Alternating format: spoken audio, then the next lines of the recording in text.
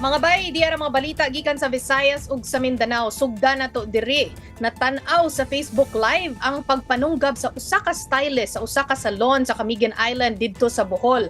Unya, nadakpan dayon ang suspect pero ang iyang rason sa pagpanunggab, resback kuno o pagpanimalus. Mubalita ka nato si Bril Montalvo. Naka-Facebook Live ang usa ka salon sa barangay Yumbing sa Camiguin Island sa dihang misulod ang usa ka lalaki. Ni diretso kini sa tag-iya sa salon nga niadtong tungura nagaplansya sa buhok sa iyang customer. Taod-taod gidunggab ang stylist ug wala pa undangi bisag na tumba na kini. Nagdinaganay usab ang mga tawo nga anaa sulod sa salon. Apan adunay usa ka empleyado nga gisulayan og kuha ang kutsilyo gikan sa suspect. Daling mitindog ang biktima og nidagan palayo.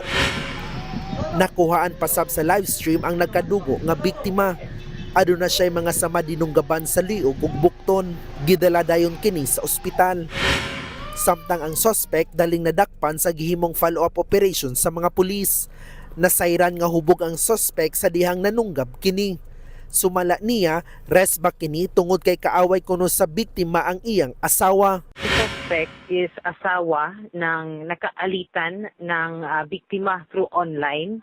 Meron po silang mga previous na mga grudges, altercations sa asawa niya. Nakagawas na sa ospital ang biktima.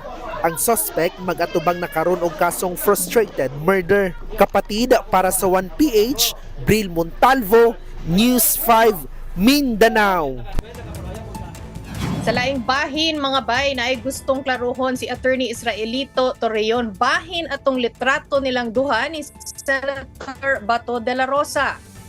Sa iyang pinakabagong post, gipasabot ni Torreon nga ang litrato nakuha ni adtong May 22, 2025 pa sa usa ka mall sa Davao City o karon pa lang ni gipost. Unya mga bay, gihangyo niya ang publiko nga usisahon pag-ayo ang post kung duna ba siya giingon nga bag-o lang sila nagkita. Kay wala man. Matod pa niya, ang gisulat niya dito, mensahe lang yun para sa senador. Wala na nagpakita si Senator Bato de la Rosa bisan dito sa Senado sukad sa paggawas sa balita nga duna na siya warrant of arrest gikan sa International Criminal Court. Diri lang sa Takutobron mga bay, magkuyog na sa taugma para sa mga balita sa Visayas ug sa Mindanao. Ako si Chicky Verhel.